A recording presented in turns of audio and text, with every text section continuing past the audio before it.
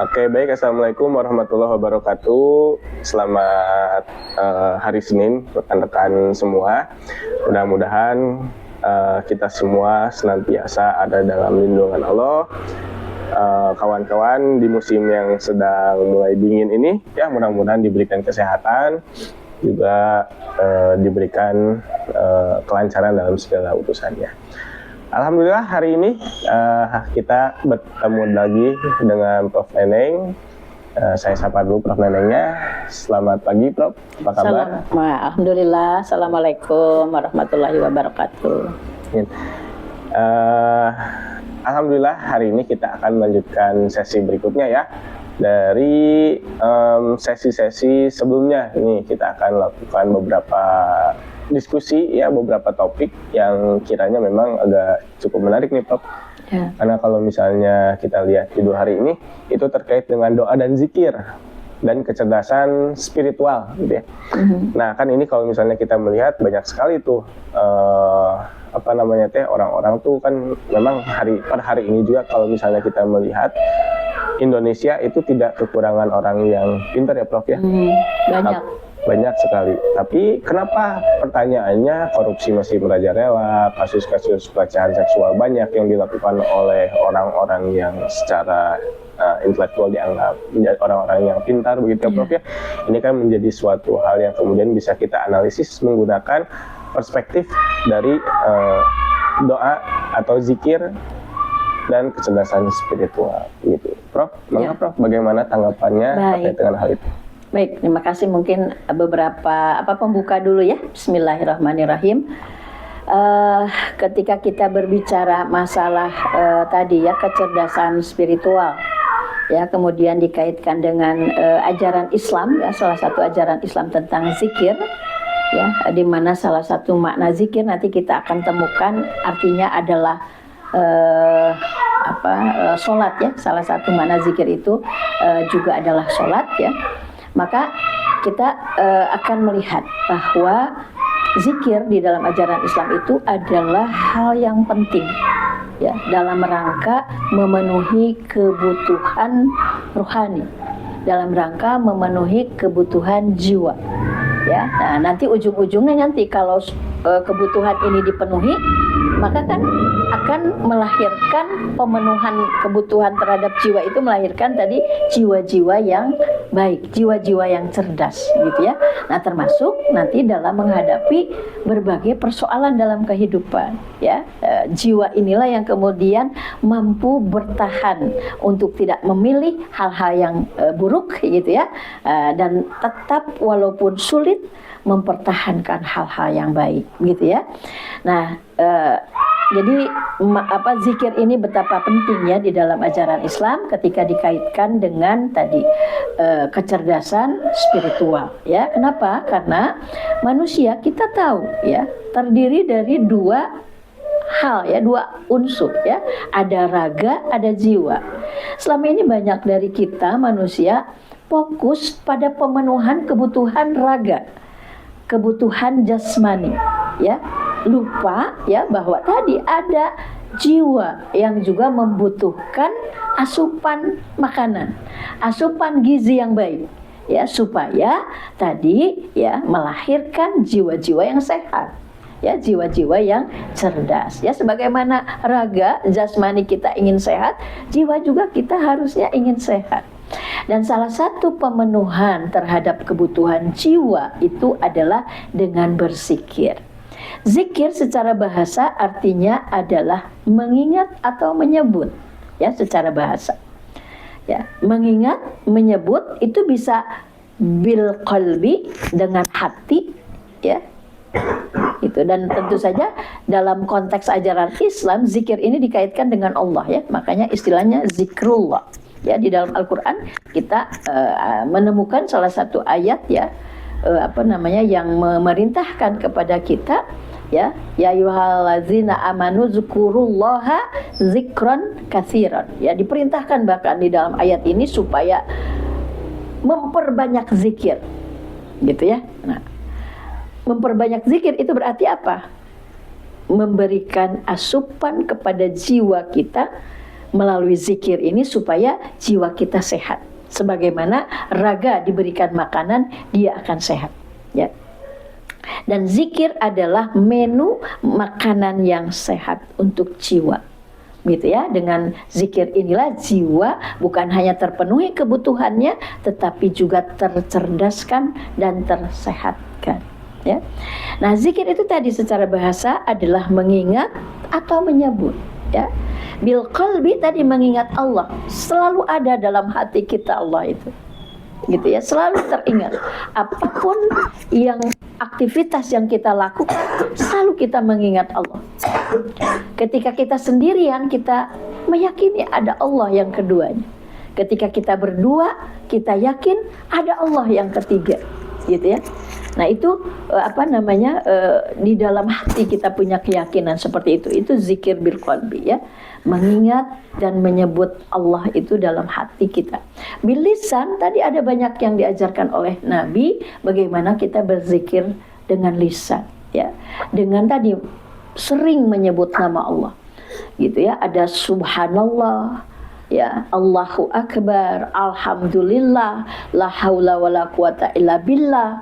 Ketika kita mendapat musibah, innalillah, ya, mendapat kebahagiaan, Alhamdulillah. Nah, ini bil lisan. Semua ini zikir-zikir bil lisan yang selalu tadi mengkaitkan aktivitas kita, ya, lisan kita dalam kehidupan sehari-hari dengan nama Allah. Ya, nah tujuannya apa? Kita berzikir, mengingat, menyebut nama Allah dengan hati, dengan lisan dan dengan perbuatan, ya supaya tadi kita lebih dekat dengan sang pemilik kita. Bahkan bukan sang pemilik kita, sang pemilik alam semesta raya ini. Ya, karena kalau kita sudah dekat dengan Allah, apalagi yang kita butuhkan? Ya, kalau kita sudah dekat dengan pemiliknya, ya. Apa lagi yang kita butuhkan? Allah pasti berikan, ya. Kita mengharapkan ini, mengharapkan itu, ya, Allah akan berikan. Kenapa? Karena kita sudah dekat dengan, gitu kan, sudah dekat dengan Allah. Nah, oleh karena itulah dalam ajaran Islam, ya, wa ma khalaqtul jinna wal insa illa liya'budu. Seluruh aktivitas kita ini adalah ibadah dalam rangka ta'abudi, ya, dalam rangka mengabdi kepada Allah. Gitu. Mulai dari bangun tidur sampai tidur kembali, semua hidup kita ini adalah pengabdian kepada Allah. Ya. Nah, nanti para ulama membagi, ada yang mahdoh dan ghair mahdoh ibadah ini. Ada yang khusus dan ada yang umum, ya, ibadah ini. Nah, zikir ini termasuk kepada ibadah yang khusus. Ya, terutama zikir dalam makna sholat, ya. Karena kenapa sholat juga diartikan sebagai zikir? Ya. Karena di dalam ibadah sholat itu terkandung makna-makna mengingat, menyebut Allah bil qalbi, bil lisan dan bil fi'li, dengan perbuatan. Jadi semua makna zikir tadi mengingat, menyebut nama Allah itu ada dalam ibadah sholat, ya, baik dengan hati, dengan lisan dan dengan perbuatan. Itu ada di dalam ibadah sholat. Gitu ya. Nah, oleh karena itulah tadi kenapa penting zikir ini, karena tadi zikir inilah yang merupakan asupan gizi terbaik untuk jiwa kita. Sebagaimana makanan ada yang bergizi kan untuk raga kita, maka pilihan gizi yang terbaik untuk jiwa kita adalah zikir. Dengan zikir inilah jiwa kita akan sehat, jiwa kita akan tenang. Gitu ya. Kenapa? Karena dalam jiwa ini ada keyakinan yang kuat bahwa Allah akan senantiasa membersamai kita dalam segala keadaan. Manusia mungkin meninggalkan kita pada saat kita terpuruk, ya. Itu tidak semua orang makanya ada peribahasa, ada gula ada semut, ya. Ketika ada gula, semut berkeroyok. Tapi ketika seseorang itu tidak punya apa-apa, manusia bisa meninggalkan manusia lainnya. Tapi Allah tidak, gitu ya. Manusia bisa menyakiti, ya, melukai kita. Tetapi Allah tidak, ya. Allah justru akan selalu membersamai kita, selalu memberikan kebaikan-kebaikan untuk kita. Itulah kenapa zikir menjadi penting untuk kita. Gitu ya, Habib. Oke, terima kasih Prof. Tadi pengantarnya memantik beberapa hal yang akan rasanya perlu kita perdalam gitu Prof ya. Seperti misalnya tadi dengan adanya bahwa jiwa itu perlu makanan juga ya Prof ya, makanan yang bergizi apalagi karena kadang-kadang itu Prof, kita tuh yang muda-muda tuh ya apalagi kawan-kawan mungkin ya pernah merasa lelah tapi tidak bisa tidur gitu Prof. Kan itu suatu gambaran bahwa betapa beratnya beban yang dirasa kemarin itu gitu, sehingga bahkan ada teman-teman tuh ada yang pernah bertanya kayak gini Prof. Aduh Pak, saya teh capeknya kemarin tuh pagi-paginya masih ada gitu Prof. Dan itu ada tanda-tanda bahwa memang ada sesuatu yang kemudian membuat kurangnya gizi itu ada di dalam batin gitu Prof. Meskipun sebenarnya dalam kondisi fisik sehat walafiat gitu. Nah, bagaimana Prof melihat hal tersebut terutama bagi kita yang muda nih? Ya tadi betul ya. Tadi kenapa? Karena kita seringkali hanya terfokus pada kebutuhan raga kita ya. Kalau kita lelah misalnya, yang kita istirahatkan adalah jasmani kita. Ya, kalau kita haus, yang kita berikan asupan adalah minuman. Ya, kalau kita kemudian kelelahan lapar ya kita kemudian makan. Nah, kita lupa bahwa ya di luar raga kita itu adalah ada jiwa. Ya, sehingga kita harus juga tadi memenuhi kebutuhan itu dengan tadi tetap seimbang ya dalam tadi. Salah satunya tadi ya, karena kan kita sudah bicara, ini sedang bicara zikir. Salah satunya adalah tentang zikir ini.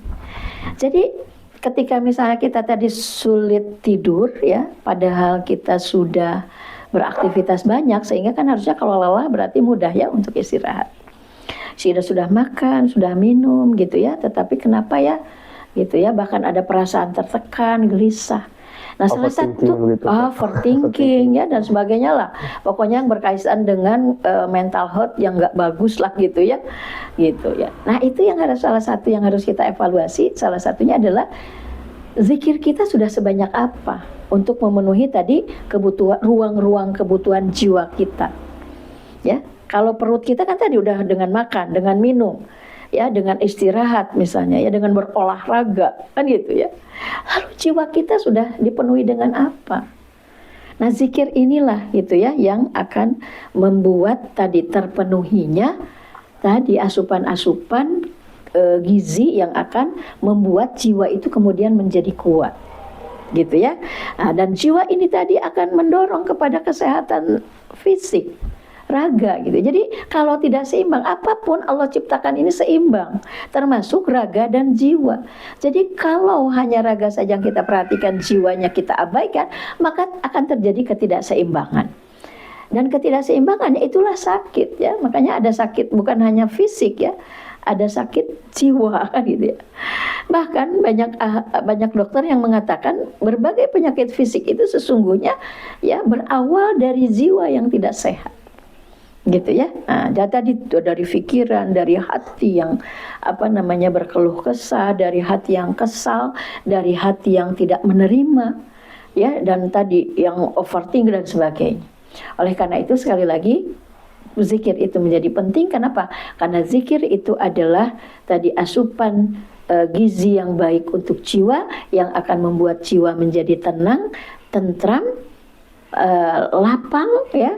Gembira begitu ya, dan itu semua nanti akan mendorong kepada kita untuk melakukan aktivitas-aktivitas yang positif. Nah, zikir tadi bimakna qalbi kan mengingat, selalu mengingat Allah. Allah selalu hadir di dalam diri kita, ya. Bahkan kan Al-Qur'an mengatakan Allah itu lebih dekat daripada urat leher, gitu ya. Artinya Allah itu begitu dekat dengan kita. Gitu, dan itu harus dibangun keyakinan itu ya. Ketika kita menjelaskan tentang ihsan misalnya, ma huwa ihsan ya, al ihsan anta budallah ka'annaka. Nah, kita harus hadirkan Allah itu seolah-olah, dan kita bagaimana mengupayakan Allah seolah-olah Allah itu hadir selalu hadir ya di dalam kehidupan kita. Tadi di dalam Al-Quran dikatakan kalau kalian sedang sendiri sesungguhnya ada yang kedua yaitu Allah. Ketika kita berdua sesungguhnya yang ketiganya Allah. Ketika berempat yang kelimanya itu Allah. Jadi selalu hadir ya di dalam di kita membangun rasa pikiran bahwa Allah selalu hadir. Tadi anta budallaha ka'annaka seolah-olah Allah itu kita seolah-olah melihat Allah. Fa illam takun taro, kalau kita kan sebenarnya tidak bisa melihat Allah kan ya. Yakinilah fa illam takun taro, kalaupun kita kan nggak bisa melihat Allah ya, dan faktanya memang kita tidak bisa melihat Allah, maka yakinilah fa innahu sesungguhnya dia Allah itu yarak, melihatmu, melihat kita, gitu ya. Nah itulah salah satu tadi zikir bil qalbi, membangun dalam diri kita bahwa Allah itu ada, bahwa Allah itu melihat kita, gitu ya. Nah itu tentang biqalbi. Bilisan apa? Tadi ucapkan yang dicontohkan oleh Nabi. Ketika kita mendapat kegembiraan, alhamdulillah, melihat keluar biasaan ya, yang menakjubkan kita ucapkan masya Allah, subhanallah, gitu ya. Ketika kita mendapat musibah, innalillah. Selalu aktivitas lisan kita itu dikaitkan dengan Allah.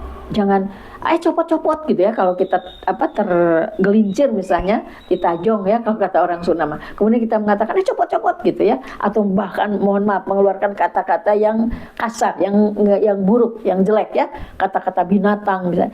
Jauhkan. Mulailah dengan membiasakan lisan kita selalu astagfirullah, innalillahi, gitu kan ya, selalu dikaitkan lisan kita dengan Allah. Nah, fi'linya nanti akan otomatis.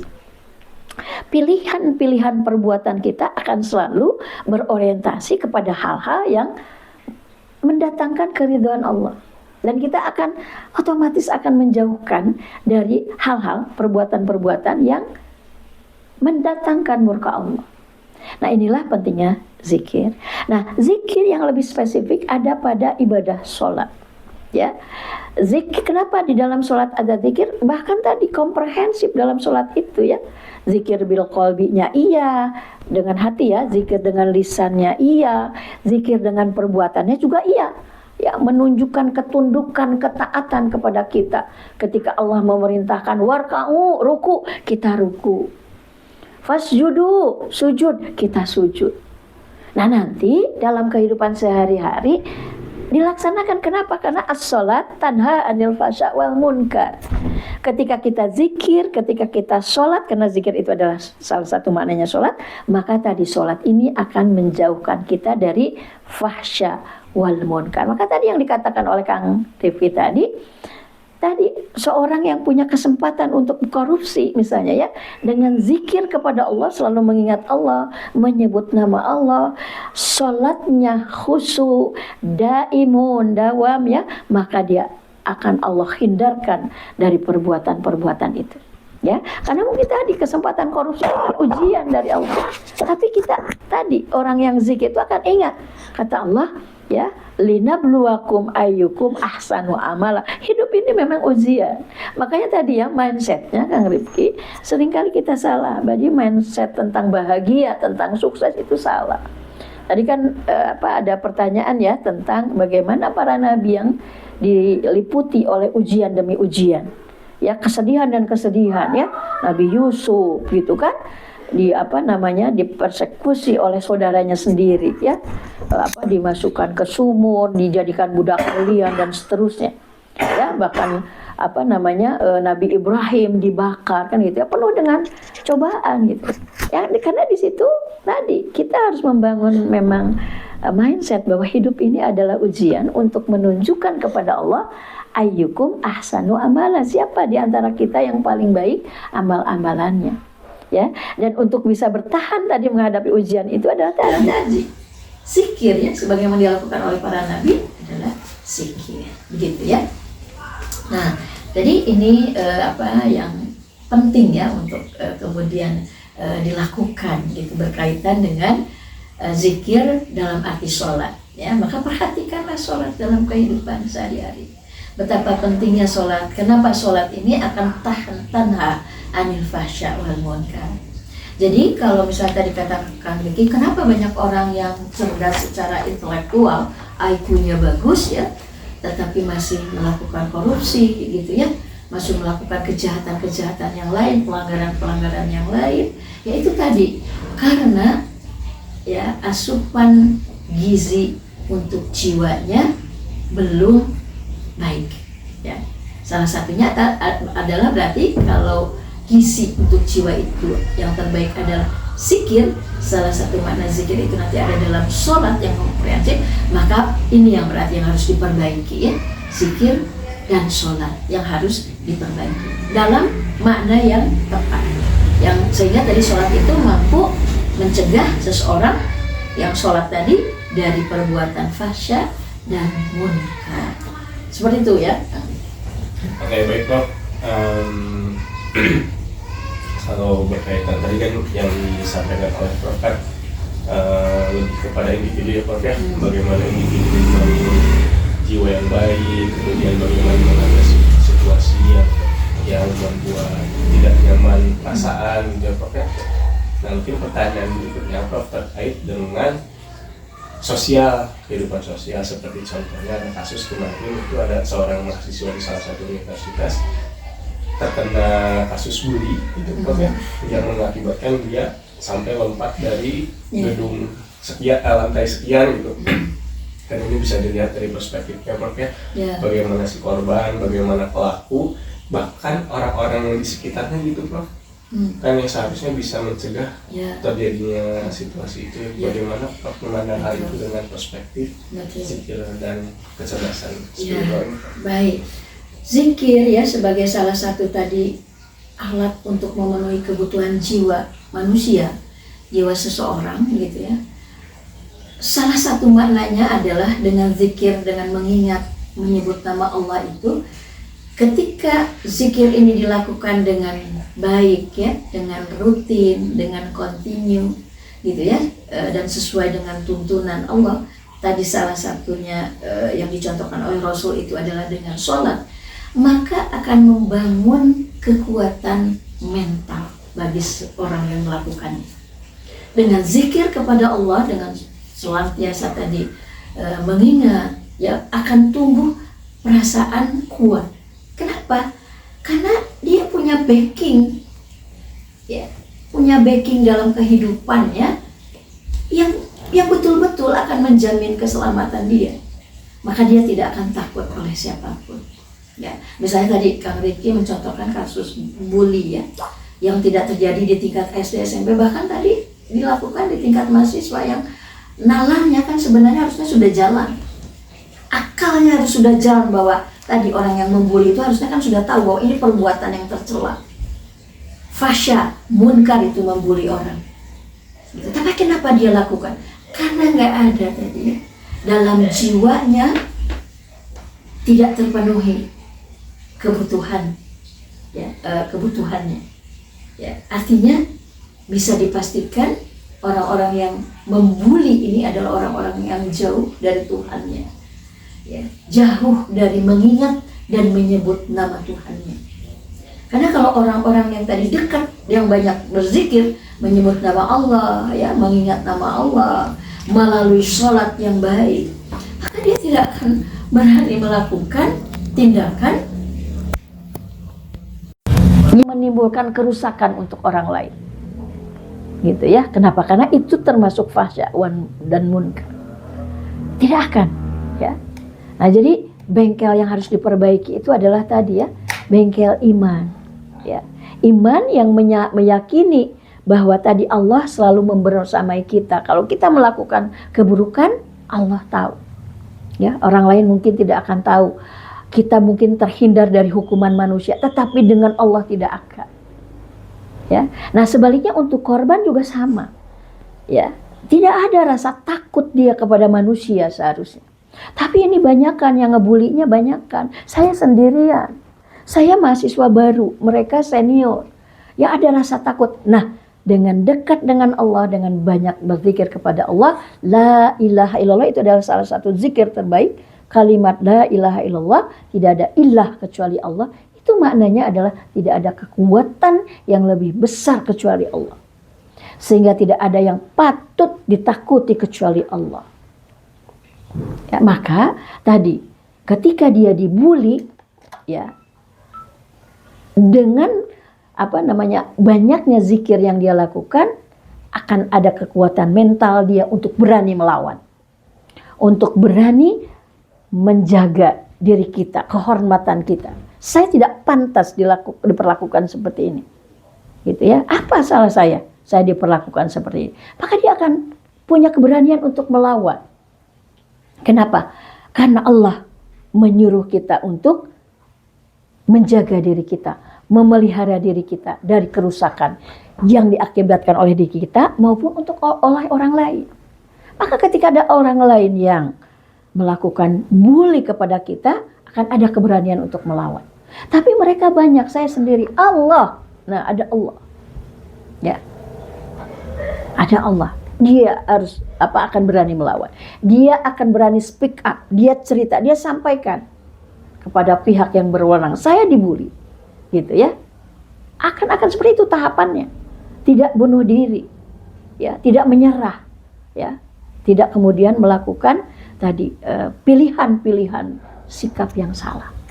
Gitu ya. Inilah pentingnya kita punya keyakinan, keimanan, dan itu dipupuk ya dengan zikir tadi. Seperti itu Kang Rifki. Nah, jadi tadi orang yang membuli itu adalah orang-orang yang sedang jauh dari Tuhannya.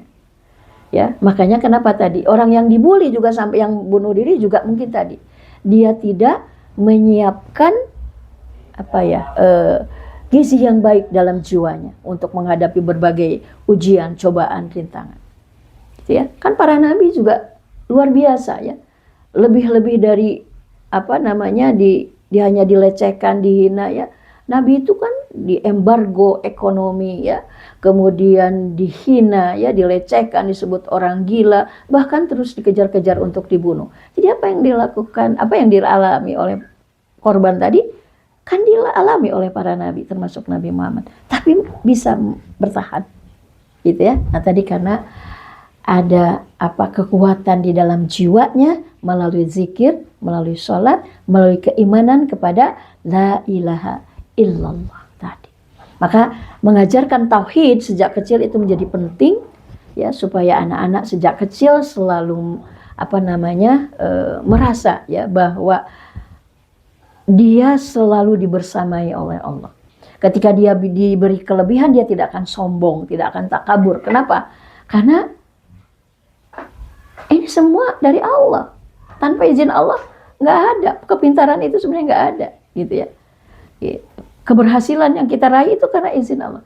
Sebaliknya ketika kita diberikan musibah tadi yang ya dibully dan sebagainya, gitu, kita juga tidak akan bersedih yang berlarut-larut apalagi sampai bunuh diri. Kenapa? Karena ini yakin ujian dari Allah. La yukallifullahu nafsan illa wus'aha. Allah tidak akan memberi ujian kepada kita yang tidak sesuai dengan kemampuan kita. Justru dari ujian itulah Allah sedang menempa kita untuk semakin kuat. Itu makanya saya harus berani melawan, harus bangkit ya menghadapi itu semua. Seperti itu ya. Efek dari zikrullah ya, mengingat Allah, menyebut nama Allah dalam kehidupan kita, dalam menghadapi berbagai musibah, berbagai dinamika kehidupan di dunia ini. Nah, mudah-mudahan ya kita semua membiasakan diri nanti ya, dalam hatinya tadi kita selalu merasa membangun bahwa Allah selalu melihat kita, Allah selalu ada bersama kita, gitu ya. Dalam lisannya tadi selalu ucapkan kalimat-kalimat yang baik yang terhubung selalu dengan Allah. Ada musibah, innalillah, ya, astagfirullah, ya. Kalau kita mendapatkan kebahagiaan, masya Allah, tabarakallah, alhamdulillah, subhanallah, selalu gitu ya, supaya tadi kita selalu dekat dengan Allah. Begitu. Dengan dekat inilah hati kita menjadi tentram, ya, menjadi lapang, gitu ya, dan menjadi kuat. Ya, itulah tadi mental yang harus disiapkan dikaitkan dengan zikir ya. Oke, baik Prof. Alhamdulillah tadi yang disampaikan sudah begitu jelas ya Prof ya. Begitu juga mungkin tadi kalau misalnya orang yang di sekitarnya melihat kasus bully seperti itu, ketika dia memang punya batin yang dapat asupan yang bergizi juga bisa mencegah gitu ya Prof ya. Iya, iya, karena dia akan bisa melihat bainal haq wal batil. Ya, mana yang hak, mana yang batil. Mana kebenaran yang harus ditegakkan, mana kebatilan yang harus dicegah. Begitu ya, maka akan tadi lahir keberanian untuk menolong, ya, mencarikan tadi solusi untuk pihak korban misalnya dan sebagainya. Jadi tidak ada pembiaran gitu ya, tidak ada acuh tak acuh gitu ya, tidak ada rasa peduli gitu ya. Karena tadi di dalam dirinya itu kan tadi tumbuh kesadaran harus seperti apa ya Allah gitu kan, seperti itu. Allah kalau menghadapi situasi seperti ini harus seperti apa. Jadi akan seperti itu orang-orang yang banyak berzikir ya, melakukan ibadah sholat tadi, karena zikir tadi mananya sholat itu seperti itu. Karena tanha anil fasya wal munkar tadi harus berefek kepada pencegahan perbuatan yang fasya dan munkar. Oke. Baik Prof, terima kasih jazakumullah khairan atas apa yang tadi disampaikan. Sebelum ditutup sebenarnya saya ingin menyimpulkan dengan sebuah kisah sebenarnya ya. Ada sebuah kisah yang terjadi di zaman Imam Malik begitu Prof. Jadi ketika itu Imam Malik itu menulis sebuah kitab yang berjudul Al-Muwatta. Nah, kalau zaman sekarang tuh mungkin bukunya jadi viral gitu ya Prof ya. Dan kemudian banyak ulama yang menulis dengan judul yang sama gitu Prof. Jadi Al-Muwatta yang ditulis oleh ulama yang lain gitu. Namun kemudian ada muridnya Imam Malik itu bertanya, "Wahai Imam, cenah, ini banyak ulama yang ngejiplak begitu Prof, plagiasi begitu Prof ya kalau zaman sekarang." Tapi jawaban Imam Malik itu simpel, tenang gitu ya. Makana lillah fahuwa baq gitu. Apa yang dilakukan karena Allah maka akan kekal. Dan Imam Malik pada saat itu tidak menggugat ulama-ulama yang menulis kitab Muwatta. Tapi Imam Malik ya tenang, dia ya udah biarin aja karena dia punya keyakinan bahwa sesuatu yang dilakukan karena Allah itu akan lebih kekal. Dan pada saat itu Imam Malik tidak stres, tidak menggugat sana sini begitu ya Prof ya. Dan sampai akhirnya pada hari ini kita ketahui bahwa kitab Muwatta satu-satunya yang ada yang dikenal sampai sekarang itu adalah kitab Muwattanya Imam Malik. Karya Imam Malik. Tuh. Dan itu menjadi bukti bahwa ada kesehatan mental yang kemudian didapatkan oleh Imam Malik ketika menghadapi situasi seperti itu ya Prof ya. Oke, baik kawan-kawan, terima kasih telah menyaksikan rekaman video pada hari ini ya di sesi ini. Ini menjadi pembelajaran bagi kita semua, mudah-mudahan bermanfaat. Kemudian jangan lupa nanti ada kolom like dan subscribe, silahkan kawan-kawan untuk mengklik itu ya, supaya update atau dengan video-video yang kita buat gitu ya Prof ya. Baik, sekali lagi ya, Prof. Jazakumullah khairan. Amin, amin. Kemudian mudah-mudahan sehat selalu Prof. Assalamualaikum warahmatullahi wabarakatuh.